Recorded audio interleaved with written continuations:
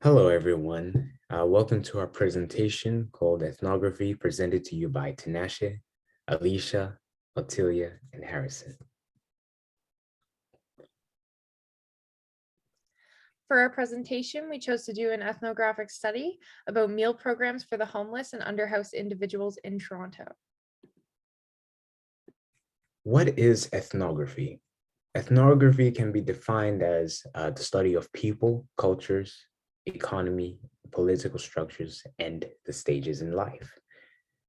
It helps us to gain an understanding of how people view their version of reality.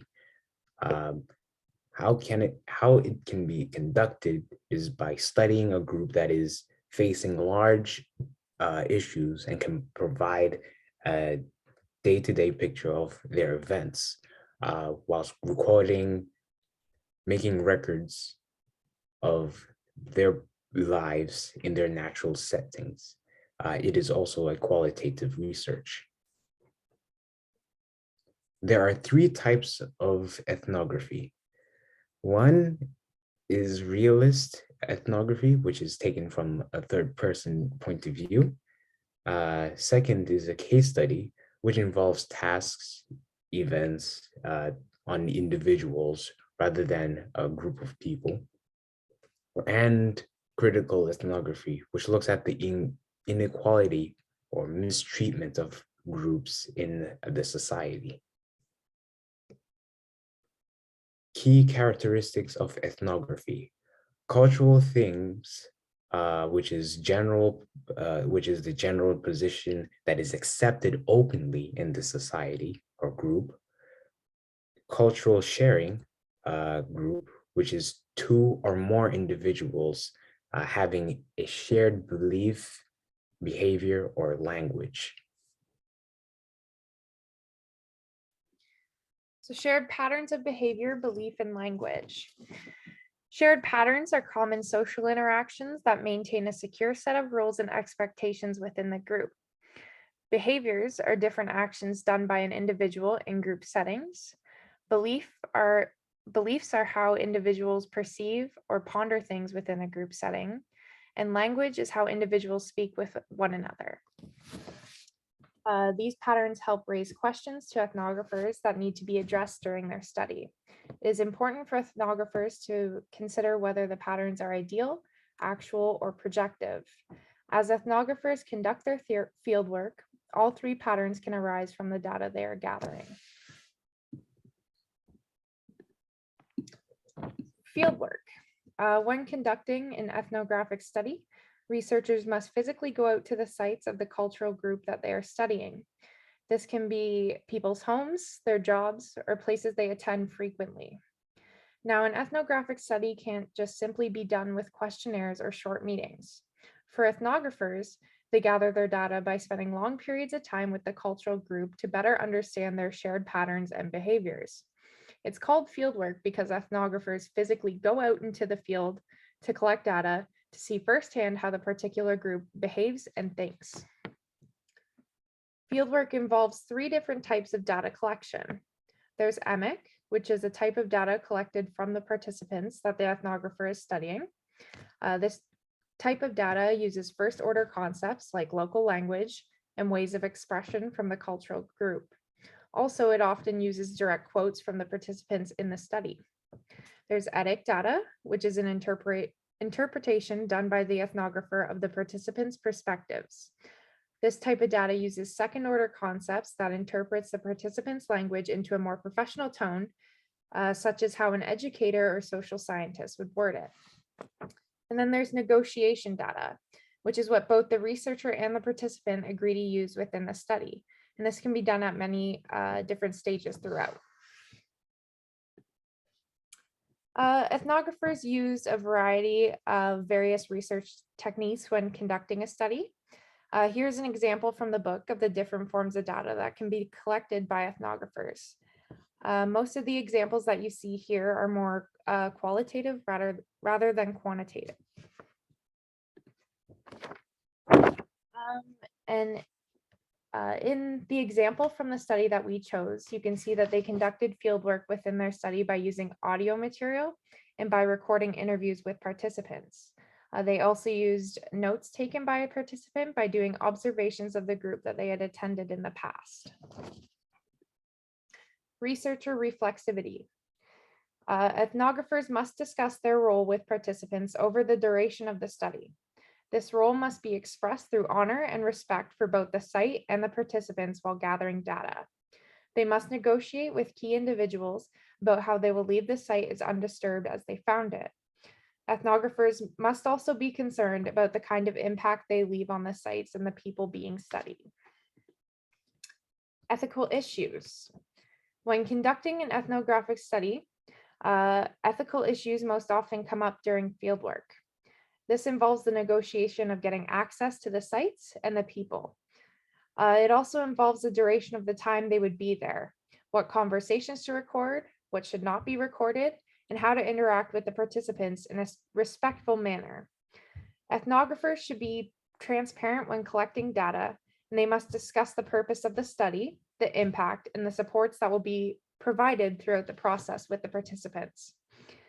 They will also need to study the places and people with respect in regards to causing no harm, honoring their dignity, and ensuring the participants' privacy is a main priority.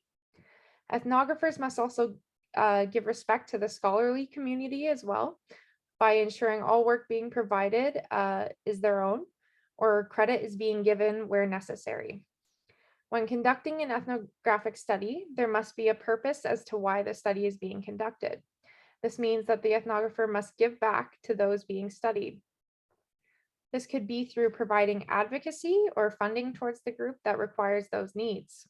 There must be some sort of compensation to make positive change towards the group being studied. And the ethical example. As you can see in this slide, the researcher provided awareness as well as funding towards the individuals living in poverty and food insecurity. The ethnographers conducting the study made note of what this group was struggling with and gave back in a way to help their community after doing the research. So I'm going to talk about the context and setting of the ethnographic study.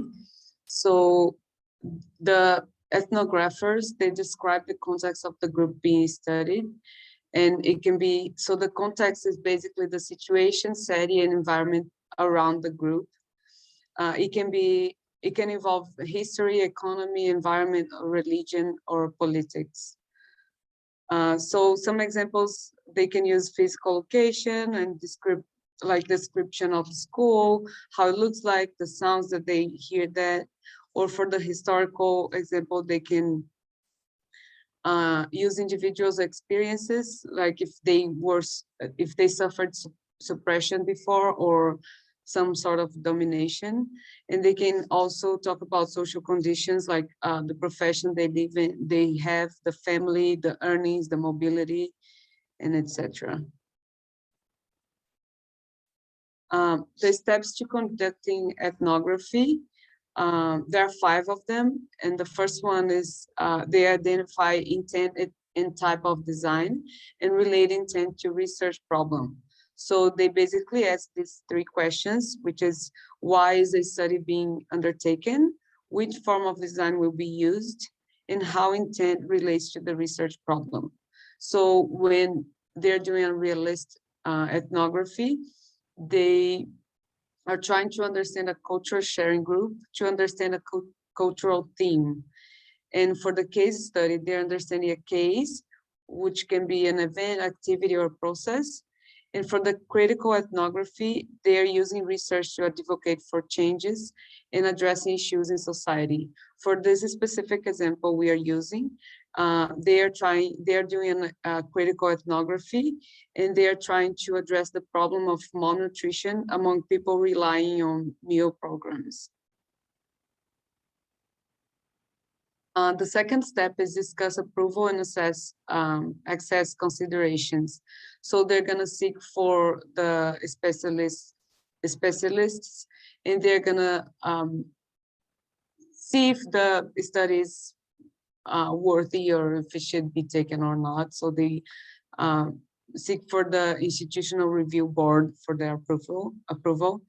They also identify available sampling that best answer research questions. So they're gonna see what kind of data they can collect that is gonna answer the questions they have in a better form. And they also uncover a place and define a gatekeeper. So they're gonna find a local for the research to be, for the data to be collected, for the for the research to be done. And the gatekeeper would be a person who would take care of this local, of the space they find, and work as sort of like working between the researcher and the people being participating on the study. The third step is they use appropriate data collection procedures. So for the realist ethnography, they collect data that have an emphasis on taking field notes and observation of cultural scene.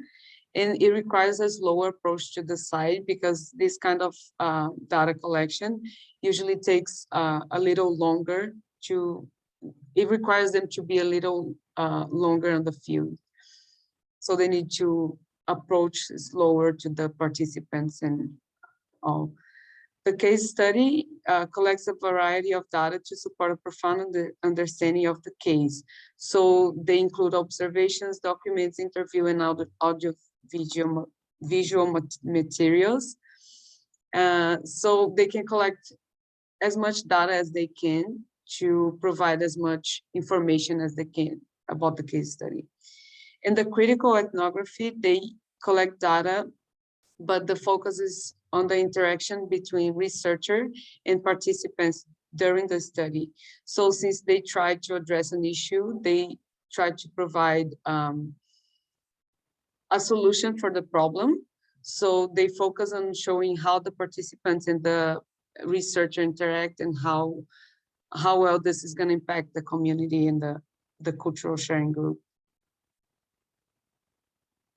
The fourth stage is they analyze and interpret the data within a design. So they create a description, analyze data, and present interpretation of the data collected and its meaning. So for the realist ethnography, they focus on explaining how the study contributes to the insight of the cultural theme. For the case study, they may analyze the case separately if it's more than one, and they cross-case them to compare the difference among groups and cases. The critical ethnography, they focus on the critical issue in the study, and they use the data to identify and request necessary changes to benefit the participants. So the data is used as a way of advocating for the group that they're trying to help. The fifth and last step is write the report consistent with design. So for the realist ethnography, they do an objective report with no personal views, and they highlight the contribution of the research to spread the information about the group. For the case study, they can be all descriptive or balanced with themes. And the author may generalize findings to be used in cross-case analysis. So they collect the data and focus on comparing, and they might like make that data available to other researchers that can want to use in a cross-case analysis. For the critical ethnography, the reports are concluded with the critical issue and explain positive outcomes of the research for both participants and researchers. So they're gonna present what was the outcome of the research and how the participants benefited of that, and how it impacted the researcher as well.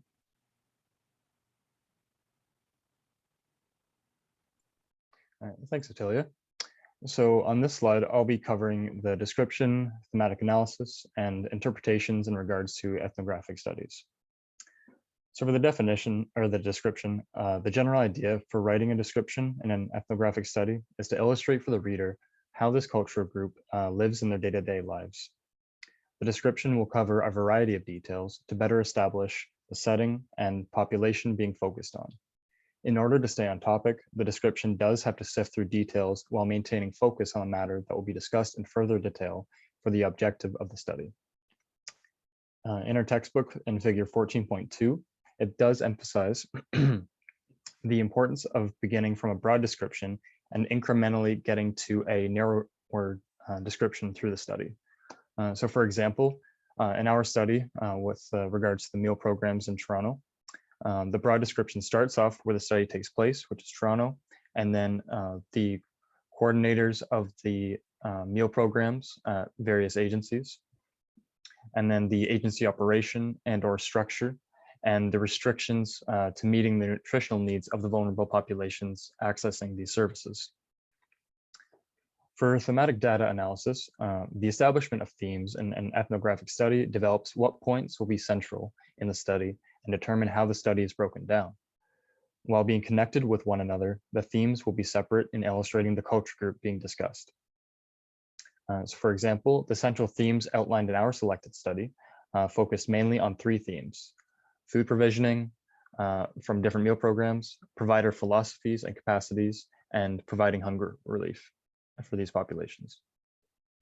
So moving on to the interpretation. The interpretation by the researcher is usually drawn at the end once their data collection is complete and they can reach conclusions about the study as a whole. So that is, the study discusses at the end of the research how through their findings they identified some potential gaps that exist. In the present, the agency's goals and operations constraints towards meeting the nutritional needs of these vulnerable populations and dealing with homelessness and food insecurity, and the call for provincial and federal assistance to provide more support for these vulnerable Canadians, as opposed to the sole reliance on these individual meal programs scattered throughout municipalities, not exclusive to just Toronto. All right, now moving on, I'll be going over the evaluating the quality of an ethnographic study. So broken down in table 14.5, it's highlights 3 elements, or three sections. So it has the elements, what makes it a higher quality piece, and lower quality. So for element 1, we have the identification of culture sharing group. So the main difference here is just in determining the quality with this element is in regards to the reader being able to find out which group is being identified.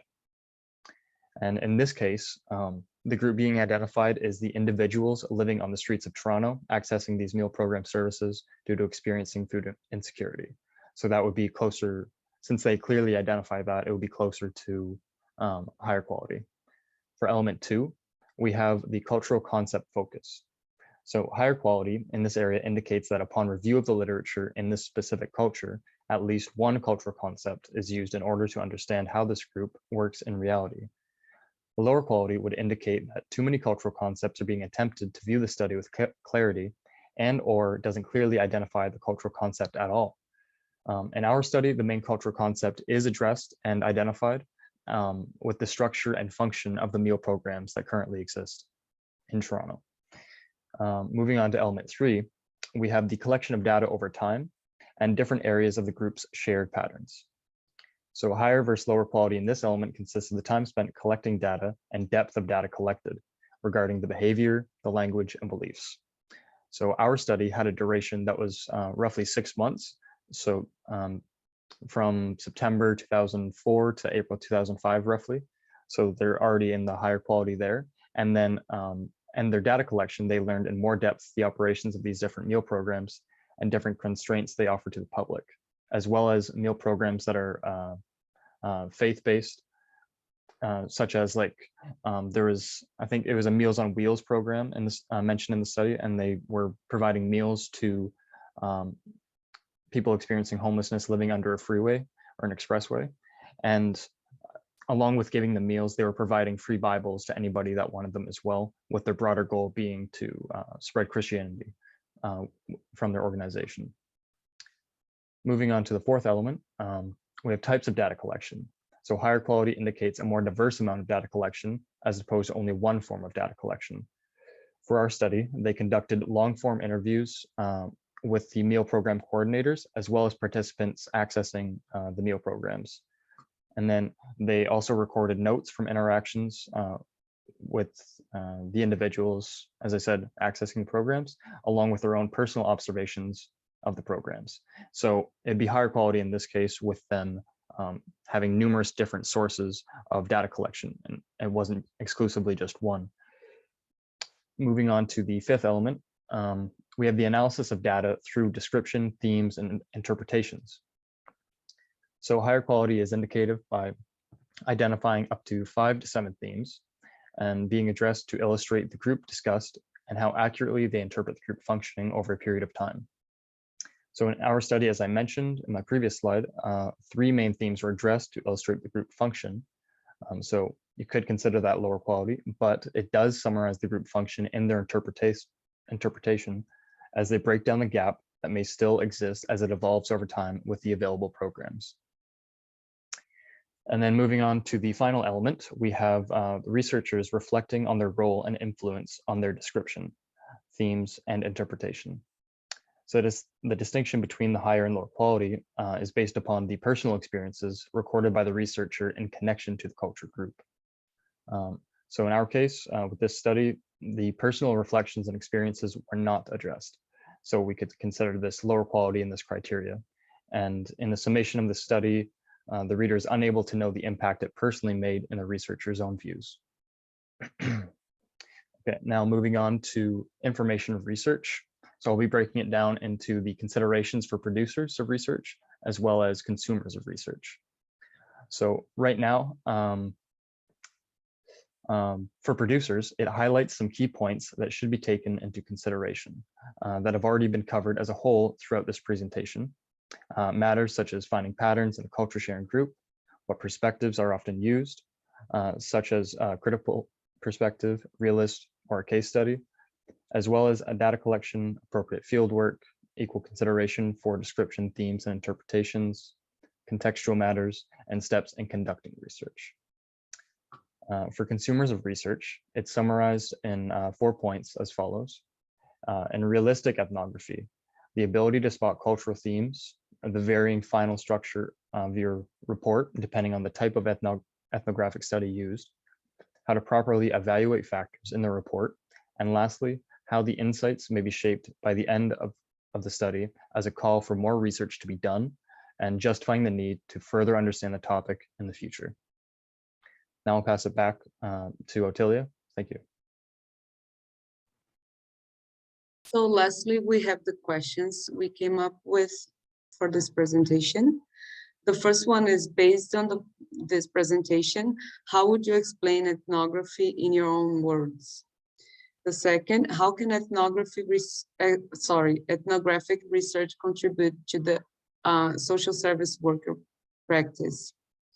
The third, describe and explain the 3 types of ethnography. Fourth, what is involved in the fieldwork data collection? Fifth, name 5 popular forms of data collected by ethnographers. Sixth, what ethical issues can be found in an ethnographic research? Seventh, what are the 3 main questions a researcher has to ask in the first step of conducting an ethnographic study? Eighth, what are the differences in the collection procedures for each of the ethnography types? Ninth, explain researcher reflexivity. And the last one, how can one evaluate the quality of an ethnographic study? And here are the references.